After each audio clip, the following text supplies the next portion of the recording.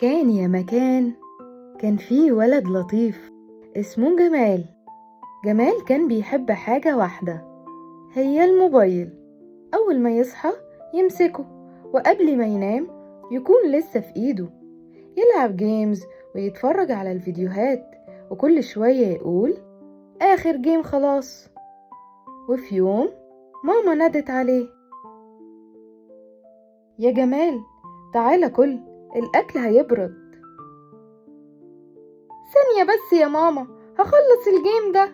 والثانية بتبقى ساعة وساعتين، وفجأة بابا دخل عليه وهو مبسوط وقال: يلا يا جمال، عندنا مفاجأة حلوة النهاردة، هنروح الملاهي.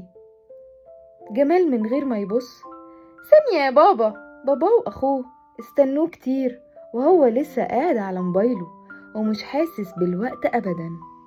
أخوه الصغير كان واقف عند الباب متحمس: يلا يا بابا، عايزين ننزل، يلا نلحق ونقضي يوم جميل في الملاهي. وفي الآخر خرجوا من غيره، وجمال فضل في العالم بتاعه. بعد شوية جمال رفع عينه من الموبايل، ملقاش غير ماما واقفة عند الباب. هما فين؟ استنوك كتير يا جمال، بس نزلوا. بابا وأخوه الصغير كانوا في الملاهي بيقضوا أجمل وقت مع بعض، وفضلوا يلعبوا ويضحكوا. بابا قال: هنبقى نحكي لجمال يومنا ونبعت له صورنا كمان.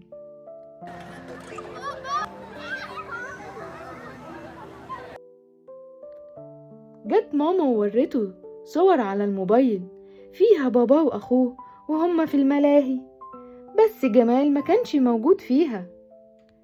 ساعتها جمال قال: أنا ضيعت يوم كان ممكن يبقى أحلى يوم في حياتي. أنا اللي غلطت إني مسكت الموبايل طول الوقت. وتاني يوم بابا وقف عند الباب وقال: إيه يا جمال، تحب ننزل كلنا؟ جمال المرة دي بص لبابا وقام بسرعة وقال: استنوا، هقفل الموبايل حالا وهنزل معاكم. وفجأة لقى قدامه عجلتين جداد، واحدة ليه وواحدة لأخوه. جمال انبسط وركب العجلة وابتدى يجري بيها ورا أخوه، والضحك كان مالي المكان. والمرة دي جمال كان مبسوط بجد، واتعلم إن الموبايل ليه وقت محدد.